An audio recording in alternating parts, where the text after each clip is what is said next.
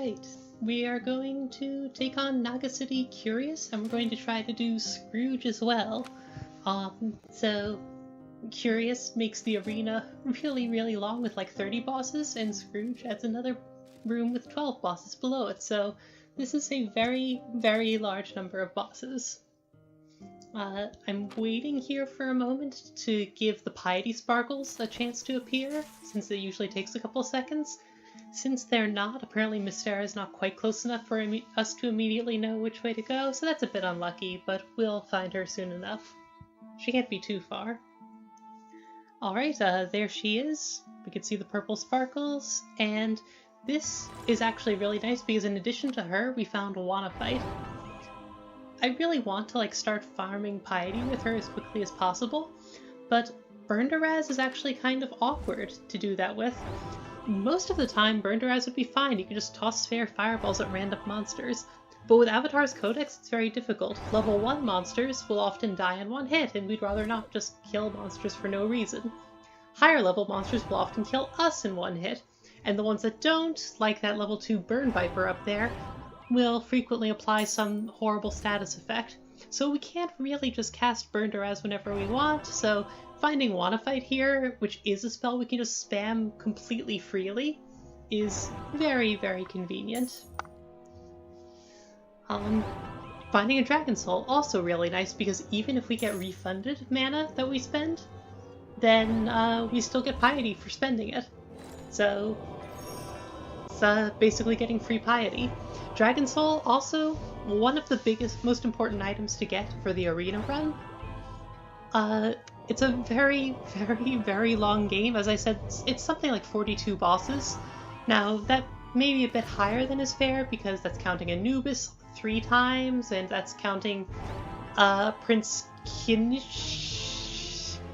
I don't know how to pronounce the Naga names, but anyhow, that 1 hit point prince isn't much of a boss. But regardless of how you count them, this is a really long level, which means things that provide us consistent sustain are going to be really valuable, and Dragon Soul is one of them, since it's going to give us back a lot of mana over the course of the run. The other big items on that front are Crystal Ball and Fireheart, which similarly give constant sustain. But even from a certain point of view, Plate Mail does as well. It gives us back health every time we're hit, which adds up a lot over the course of the run. So, in general, things like that are items we're really interested in, things that have lots of value in the long run. Things that we can only use once are not so interesting to us. Like Schadenfreude Potion, we'll pick it up if we can get time and money for it at the end, but not really a high priority because it's only going to give us back mana one time. And that's going to be a very small percent of the amount of time we spend on this run. So I haven't actually been talking about what I'm doing at all so far. I've just been exploring. I got mana enough Piety for Mystic Balance to make my fireballs cost 5. That's really important, considering just how often we're casting Fireball in this run. I should probably buy more max mana and flames from Mystera. I've kind of forgotten to. I'm sure I'll remember soon enough.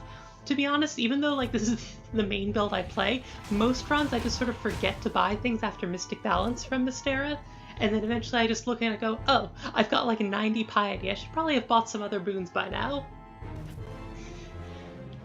So, I'll get there.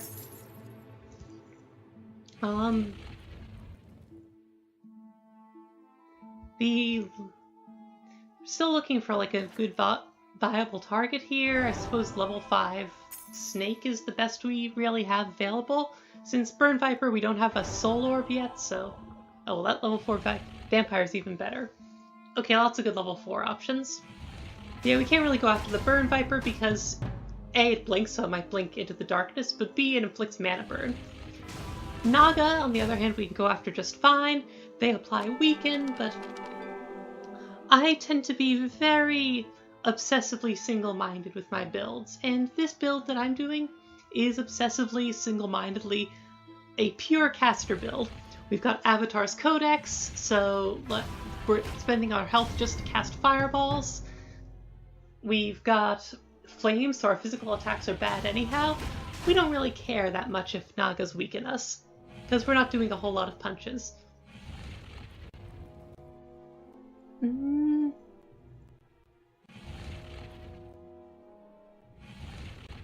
I'm thinking really hard about whether to take on this level 8 serpent. The correct answer is to not take on this level 8 serpent.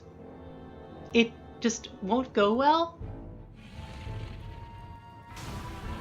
So, see, when I first hovered over the serpent with the fireball, it looked like we could kill the serpent in 3 hits.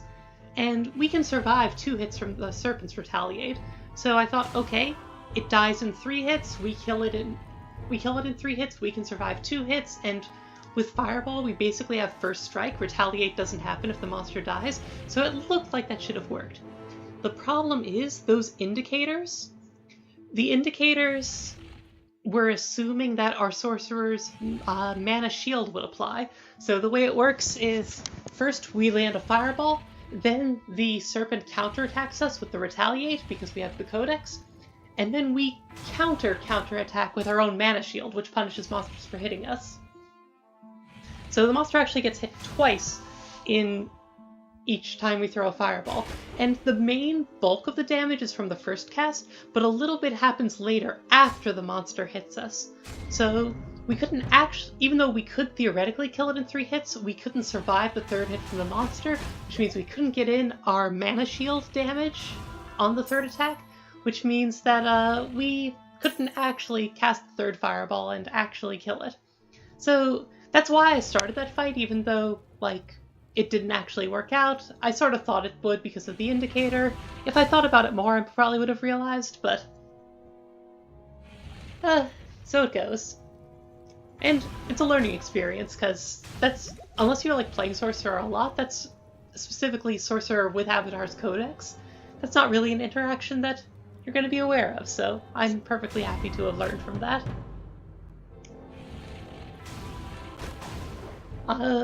Luckily we weren't punished for it too badly. We did get poisoned, which kind of sucked, but we had a lot of low-level monsters left that we could just vacuum up, and we're not too concerned about leaving popcorn here, because the trip to the city arena is one way.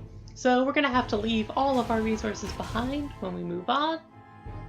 So I'm not too stressed out about using up some of them now.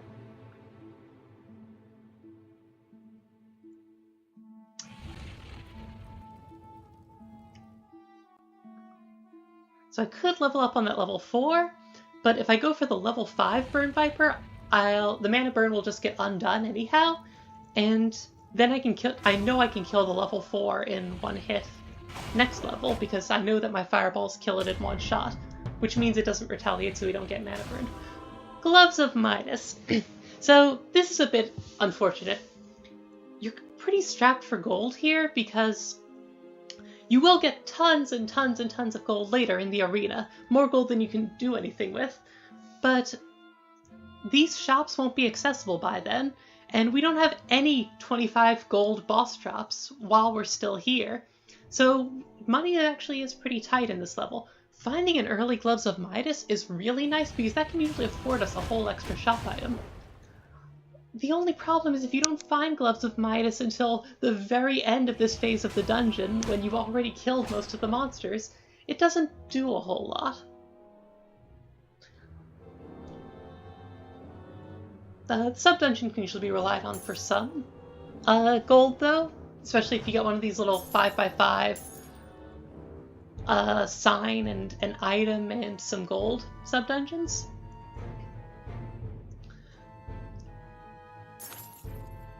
Battle Mage Ring, typically I like it on casters, but not so much with Avatar's Codex. Battle Mage Ring is great when you're just a normal caster and it's boosting your damage from 4 per level to 5 per level with each fireball. That's a big boost. But with Avatar's Codex, we're basically doing 10 per level, 4 normal, plus 4 per level from Codex, plus 2 per level from the flames that from the burning stacks that we instantly max out. So, and then we got 1 more from Mystera's Flames buff as well.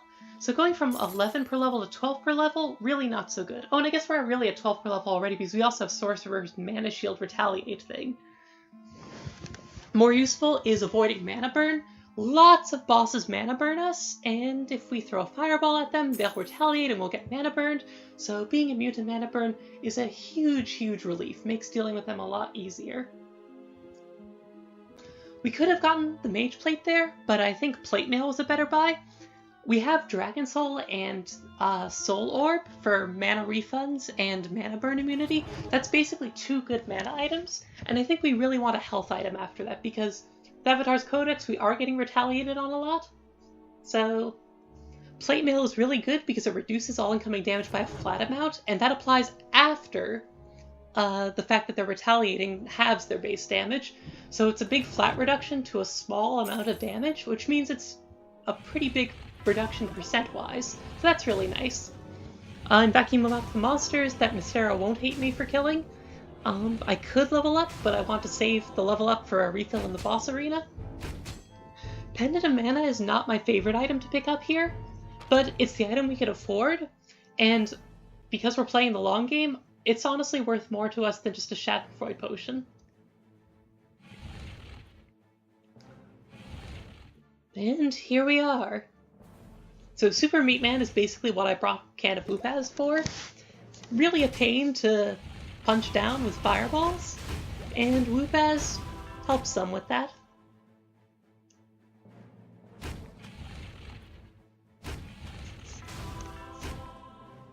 We do need to regen fight a bit. It's not a difficult fight to win or anything like that, but it does use up some darkness, but at least we're getting to see who all the other bosses in this wave are.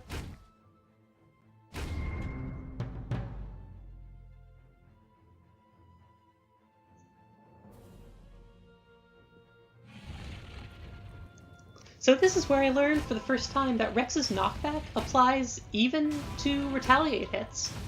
Didn't know that before. I guess it makes sense. It's still a hit. Most effects that are applied on hits are applied by retaliate hits as well. It's not really something you think about normally, since normally Rex doesn't have retaliate. So there's a few guys here that are immune to, that have high magic resist. Anubis Phase 2 is magic resistant. The Itsama Naga is magic resistant. Lord Gob is a little magic resistant. I guess Stheno will be magic resistant, but only to a very small degree. Lord Gob's also not very magic resistant, and Anubis 2 is flimsy enough that you can punch him down without reducing his magic resist, but that Naga's a pretty big pain. It's not so much the weaken or the damage. It's low damage and we don't care about the weakening at all, but it just has a lot of health considering the resistances.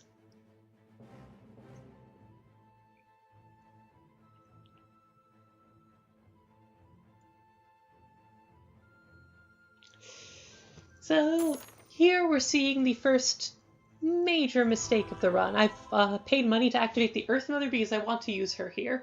The reason is there's quite a few enemies here that are troublesome if we let them counterattack. Anubis 3 and the boss Wraith next to us both have the mana burn ability. Get Hand to Fix, the Druid, will teleport around the arena and spawn mana burning plants, which is really, really bad for us. So I'm opening up the Earth Mother so I can convert into her and use her entanglement to stun all these bad guys, because if they're dizzy from entanglement, they don't get to counterattack or spawn plants or do any of those other awkward things. Now, the one minor flaw in my reasoning here is I did buy a Soul Orb upstairs. I am completely immune to mana burn, so I shouldn't actually care about the Tormented One or Tomothy counterattacking me to apply mana burn. I shouldn't actually care about Get Hand to Fix spawning mana burn plants, because as long as I'm still worshipping Mystera, I could just punch them down. But I kinda, sorta, completely forgot about that. So you're gonna see a long, embarrassing sequence of me jumping awkwardly through hoops to play around a mana burn effects that I would completely immune to and have no actual reason to fear.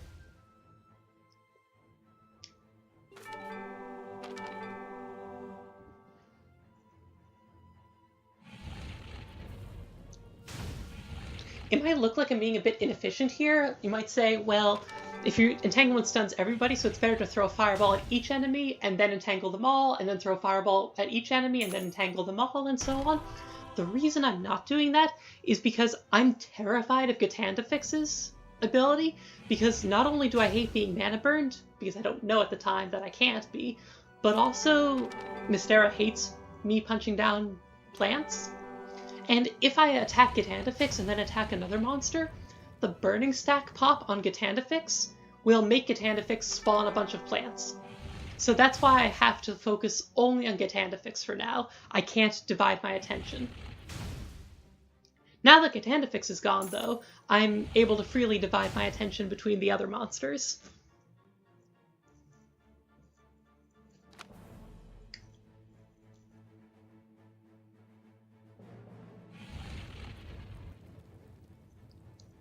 We're going after Tomothy first, because he applies poison. We don't really like being not poison. He applies poison as well, but what really matters to us is the Curse Bearer effect. We have Plate Mail, getting cursed kind of sucks for us. So we'd like to take the curse from him now rather than later, so that we can then kill other monsters who aren't damaging us anyhow, because, for example, Anubis is dizzy. Oh, I guess this is where I finally realized I'm immune to mana burn. About time. So, not my finest moment, I'll admit. Steno, when struck, removes all non-boss monsters from the map. Oddly enough, that includes the hooded figure who brought us downstairs, even though they're a pacifist. It's kind of funny how they seem to, like, sometimes count as a monster and sometimes not. Like, they'll get dizzy as well, but you also can't, like, wait what with them or whatever. That was a level up and getting teleported back to the start of the arena at the same time. That's kind of a waste of a full heal, because getting teleported back to the start between waves basically means you're getting a free full heal, because by the time you've walked back to the arena, you're fully restored. So in future runs, I'm going to try harder to get level ups a boss before completing the wave instead of on the final boss of the wave.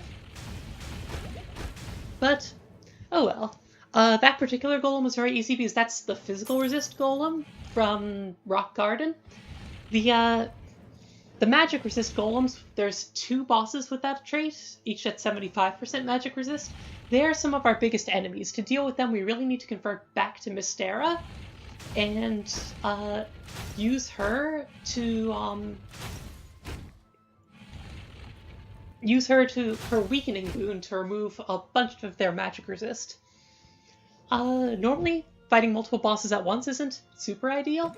Here, splitting between the Indomitable and Medusa makes sense, because each time we attack Indomitable and then Medusa, attacking Medusa also makes the Burning Stack on the Indomitable pop,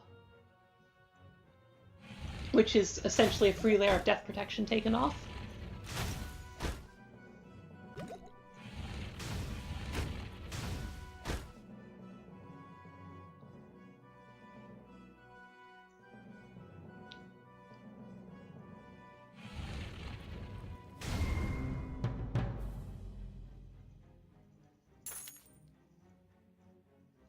Frank isn't quite as bad as Super Meat Man, but it's kind of in the same tier of you're really going to have to end up regen fighting him. Which means that he does use up some darkness, or some potions, but some sort of resource like that.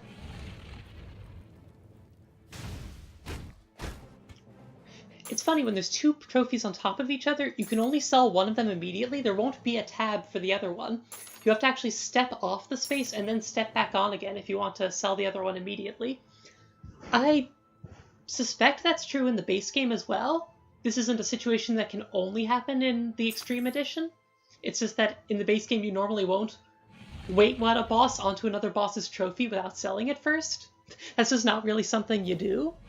Whereas here in the Curious Naga City, it happens very naturally, so this is where you actually see it come up.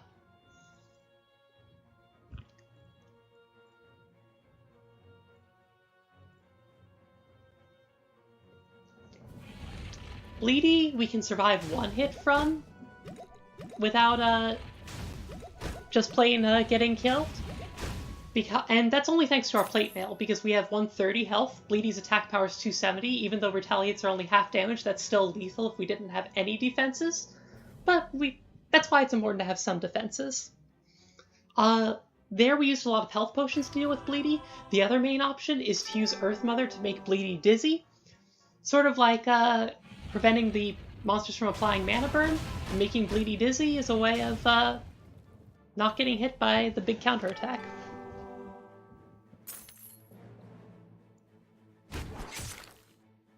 Now we've converted back to Mystera because our current enemy is this magic-resistant golem, and Mystera is our only real hope of defeating the golem. Even if we had Piercing Wand, it wouldn't really help us significantly.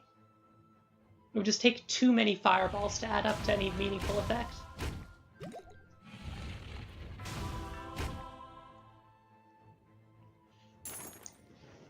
Before converting out of Earth Mother, it would have been better to use Plantation to turn all these blood pools into plants. They would be removed automatically for free when the arena resets, because that's sort of an unwritten rule of the arena, is that all the plants in the arena proper are removed after each wave. The plants in the upstairs area with like the altars and stuff in the prayer room are not removed. But the ones down here are.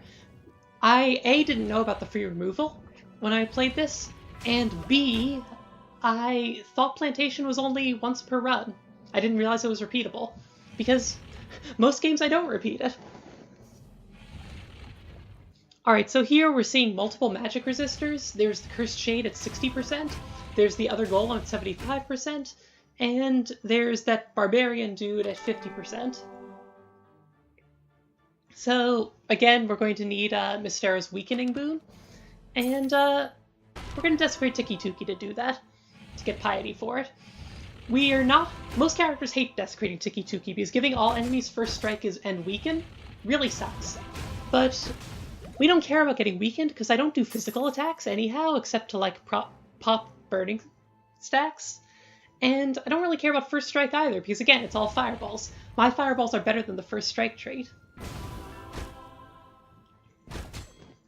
I'm going after the ones with magic resist last, so I'll have more time to get Piety for Mystera, which means more time to build up more casts of weakening. That does mean I'm taking a lot of curses from the dragon, so my plate mail is going to be turned off for a while. There's actually a neat interaction where, as long as you've killed the Cursed Shade and picked up its Cursed Dragon Soul thing, the Cursed Dragon actually loses its Cursed Bearer ability. I didn't realize that until later, but it makes sense in retrospect. Like, that's how they work in Cursed Oasis, where those two bosses first appear. I just never expected that feature to be implemented here, so I thought that was a really nice touch. So I don't take advantage of that here, but if you're doing it yourself, that's a good reason to take on Cursed Shade first. The sooner you can take on Cursed Shade, the better as well, because you get the Dragon Soul. No other boss drops a useful item that just helps you continuously like that. The rest just drop gold. And we got 350 gold. We're swimming in gold. Like, really, I should have considered converting through Tiki-Tuki just to dump a bunch of gold into Piety or something. Of course, you can't actually go after the Cursed Shade that early because A, you'd probably need to buy some weakens first, and B, you really want to explore all the arena space that's available first because you don't want it blinking into the darkness and undoing everything. So there's a bit of a balancing act there. You want to kill it as soon as possible, but you also want time to remove more magic resists. We are nearing the end of the third and final wave, so we're in the home stretch here. Now, after this, there's the Naga Prince, who, if we kill him, we can stop the war. That could be a very difficult fight, but beyond that, there's also the boss parade downstairs. That's what that extra staircase up by the Pact Maker's altar is. So we're not actually as close as it looks, especially since the boss parade is harder than you would expect, for reasons that will become clear very soon.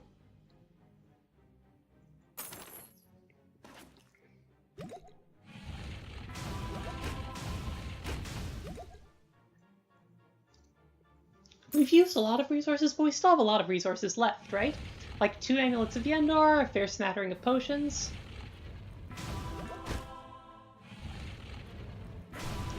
I saved Herp the Foreman until pretty late because he applies corrosion, which affects us forever, basically. We don't have any way of removing it. So there's no particular reason to go after Herp any sooner than we have to, so may as well wait until later. And that's the last reset of this upstairs area. It won't be shrouded in darkness like this ever again, so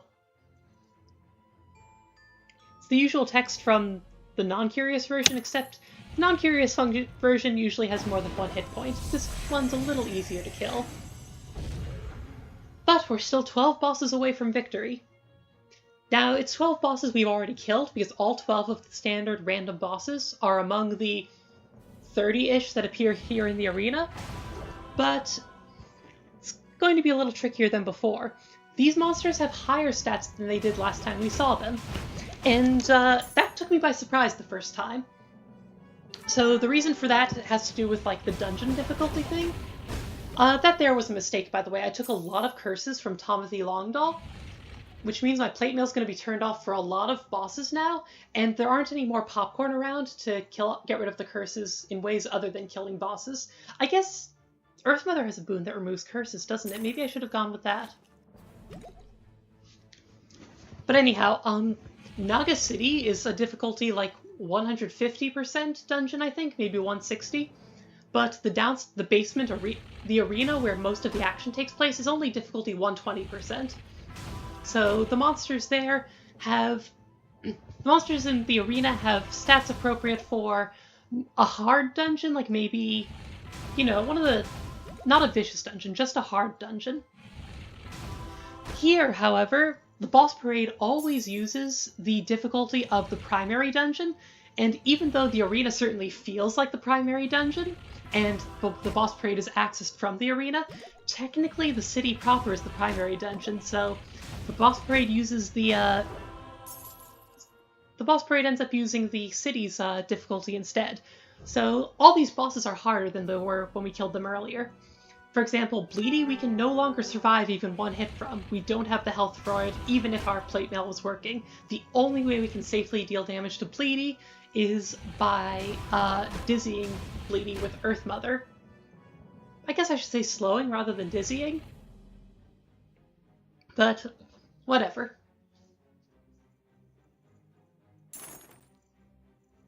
Yeah, and getting poisoned by Timothy Longdoll was a big problem because there I had to, like, eat an Amulet of Yendor just for health at full mana. Eating an Amulet of Yendor at full mana feels really bad on a caster, and now I'm poisoned again, so...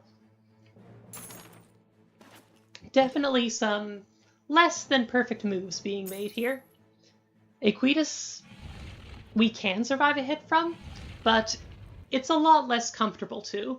Upstairs we didn't use Earth Mother to let us fight Aequitas without being counterattacked. Down here we kind of will have to.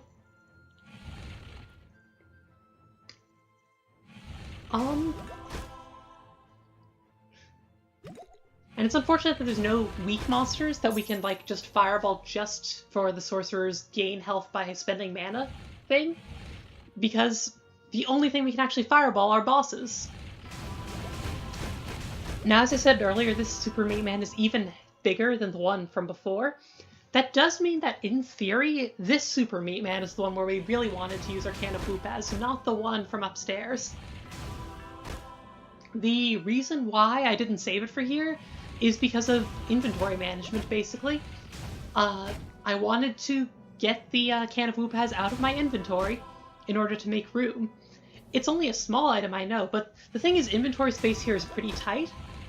As you can see, at the moment, when we have no mana potions left, and no Schadenfreude, and no Can of Whoopaz, we still have 5 small items. So that's an entire row.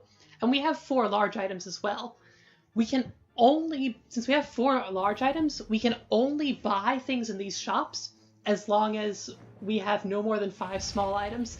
Even if we're just buying a keg that's just going to turn into potions and stack with our existing potions, we still can't actually buy them. So it was either use the Can of Whoopaz a little early or convert the shield. And converting the shield might have been fine, but it stacks really well with the plate mail, And I'd rather just not have to worry about stuff like that. The run is so long that I'd rather give away a one-shot source of value like Whoop has than a continuous source of value like Shield.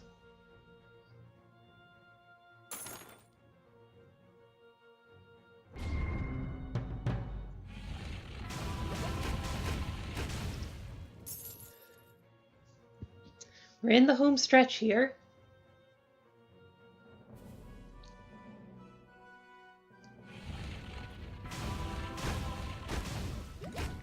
We've even gotten through the 75% magic resist boss thanks to Mystera's weakening boon. Mystera is a lifesaver.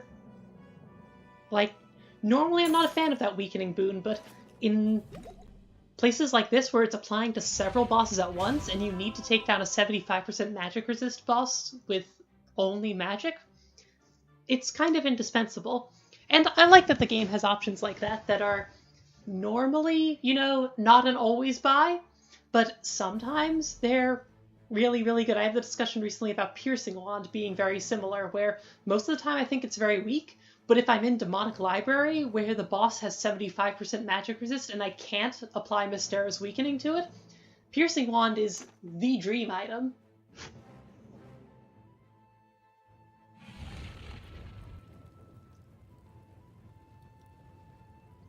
So attacking Aquidus kind of sucks, and attacking Bleedy is just plain impossible, which means I'm going to have to convert to Earth Mother soon for her dizzying boon.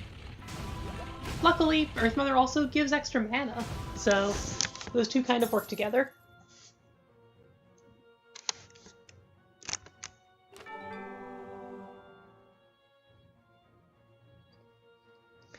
I was a little worried for a moment, like, whether changing gods would also change which altar appears downstairs, or if you gets locked in, but luckily it does work the same way Tower of Gauntlet works, so...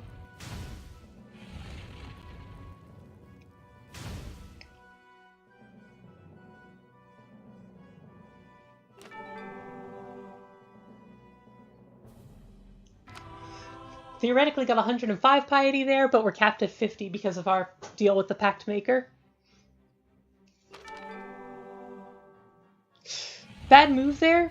I attacked Bleedy while Aquidus was burning. That popped the burning stack on Aquidus, which dealt damage to Aquidus, which meant that Aquidus was no longer dizzy. So that wasted a bit of value from the Earth Mother there. So just the sort of misplay to watch out for, if you want to give this sort of build a try.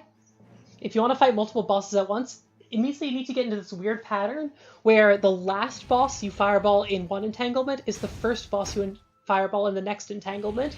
So with two bosses, you kind of do an entangle A, B, entangle B, A, entangle A, B type pattern. It's a little weird. I'll admit it's a little weird, but...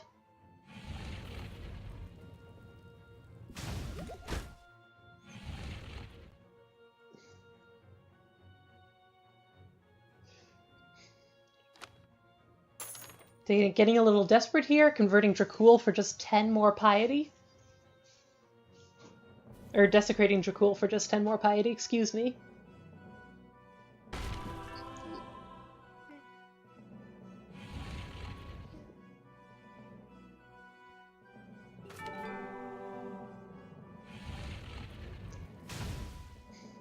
Well, the shield has served us well, but we need mana potions desperately. And we don't have the piety left to ask Earth Mother for more. I could turn the bloodstains down here into plants for piety, but as I said, I don't actually know that the plantation boon is reusable.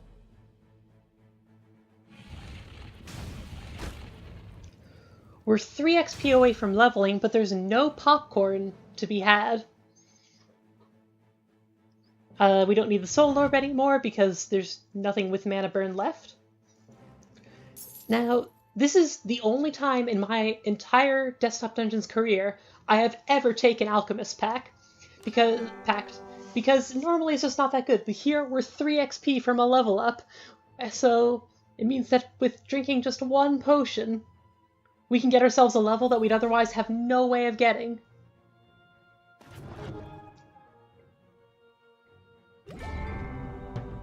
Which means we've done it. kind of wish there was like a special effect for killing the last boss of the boss parade, like there was for killing the last boss normally. Just something to let you know, hey, they're all dead now, congratulations. I'm always paranoid I've missed one. Alright, the exit stairs should be under one of these plants. Oh, that's awkward. So, here's the tragedy. There is a magic immune plant growing on top of the exit. It was spawned by the Earth Mother earlier. Since it's magic immune, I can't kill it with Fireball. Normally I could punch it to death, but my attack power is 0, so I don't deal the 1 damage needed to kill a plant. Now, normally, you can't have 0 attack power, it can't be done. No matter how many stacks of weaken you take, your attack power should never go below 1. And that's actually very useful to know as a rat monarch. But here our attack power has actually gone down to 0 because in addition to going down to 1 base damage, we also took Mystera's Flames boon, which put us at -% bonus damage. And unfortunately, numbers that are less than 1 round down to 0. So, that's it.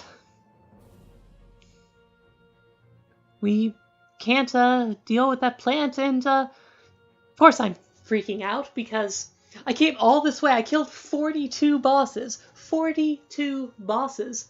And this one unassuming little plant. So now I've learned that plantation is repeatable, so now I have the mana to remove most of the plants here, and it removes pretty much all the plants except the one I wanted. And the worst part is, this actually was a winnable scenario.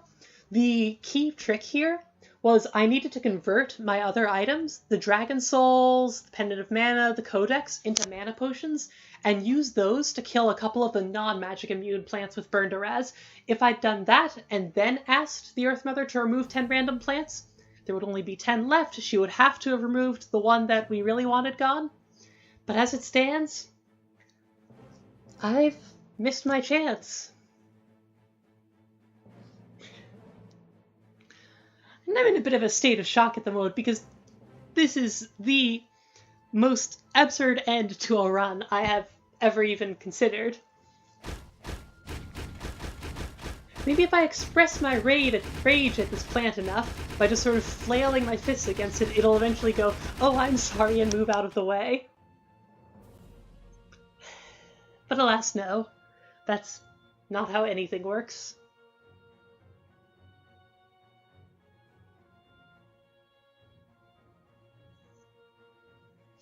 So, that's it. What should have been a Curious Scrooge victory, I managed to throw at the last moment. And yeah, you can see by converting all those items, I would have had enough mana to fireball down some of the other plants. I just didn't think of it, or even think it was necessary. For so much of the run, Mystera had always been spawning plants in groups of 5, and then removing them in groups of 10. I think that plant was spawned by, like, the Plantation boon, which I only took after I wasn't doing anything upstairs anymore anyhow, so I wasn't paying attention to what was going on up here. Maybe if I convert 7... Now, desecrations after the 3rd don't do anything good at all, but maybe I'm just sort of like, maybe if I pray real hard and there will be like a secret rule where the 7th desecration gives you like a bunch of piety so that I can buy the remove plants boon one last time, but no, there's nothing. There's just nothing. So, this was the most something run of desktop dungeons I've ever had. I don't know exactly what that something quality is, but I guess the loss is ironic. It's very funny. It's frustrating, but honestly it's only frustrating because I realized afterward I had a way out and I missed it, so I'm kind of like frustrated with myself for that.